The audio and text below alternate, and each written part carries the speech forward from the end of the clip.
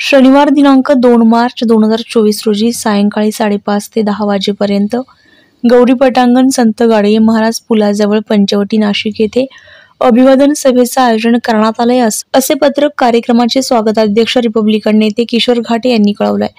2 मार्चला काराम मंदिर सत्याग्रहाचा 94 दिवस आहे। 94 वर्ष पूर्ण झालेले या ऐतिहासिक लढ्याला आणि म्हणून पुन्हा 94 वर्षामध्ये आपण जाणार। डॉक्टर बाबासाहेब आंबेडकरांनी जे काराम मंदिराचा जो सत्याग्रह केला त्याला किमान 5 वर्ष 7 महिने आणि 11 दिवस तो लढायला लागलेला आहे आणि ते फक्त आणि विशिष्ट जातीसाठी तो लढा नव्हता, सर्व बहुजनांसाठी ते काराम मंदिर खुलं केलेलं आहे।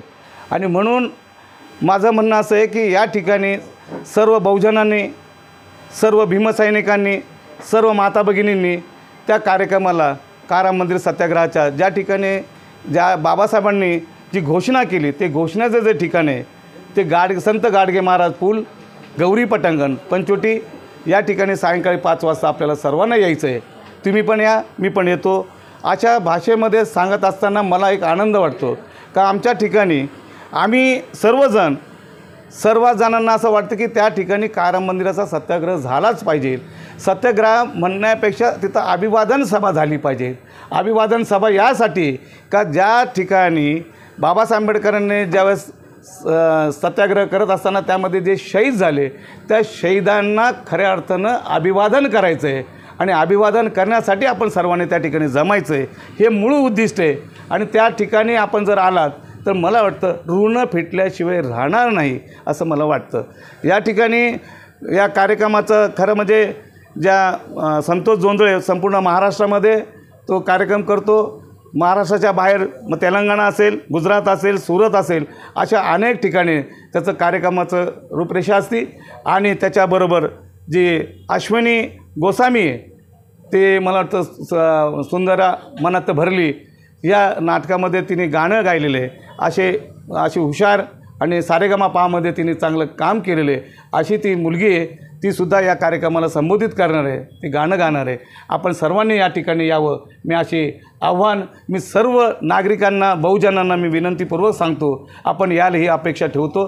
धन्यवाद। या कार्यक्रमाचे आणि सभेचे अध्यक्षपद प्रहार जनशक्ती पक्षाचे पक्षप्रमुख आमदार बच्चूभाऊ कडू हे भूषवणार आहेत, तर विशेष उपस्थिती प्रमुख नामदार छगनरावजी भुजबळ अन्न आणि पुरवठा मंत्री महाराष्ट्र राज्य, तसेच नामदार गिरीशभाऊ महाजन ग्रामविकास आणि पर्यटन मंत्री, दादा भुसे पालकमंत्री नाशिक, खासदार हेमंत गोडसे, आमदार देवयानी फरांदे, आमदार सीमाताई हिरे, आमदार राहुल ढिकले, आमदार सरोज अहिरे, रिपाई नेते प्रकाश पगारे, आनंद सोनवणे, बॉबी काळे, फकीरराव जगताप, माजी नगरसेविका प्रियंका घाटे हे उपस्थित राहणार आहेत।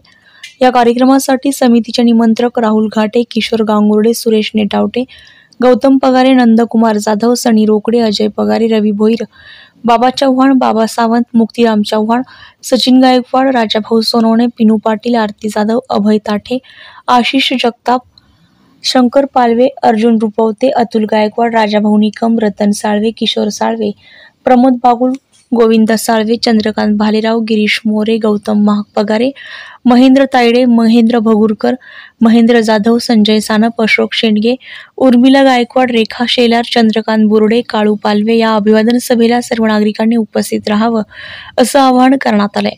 सर्व बहुजन माता भगिनी, भीमसैनिकांनी या ऐतिहासिक अभिवादन सभेला आवर्जून उपस्थित राहावं असं आवाहन करण्यात आलंय।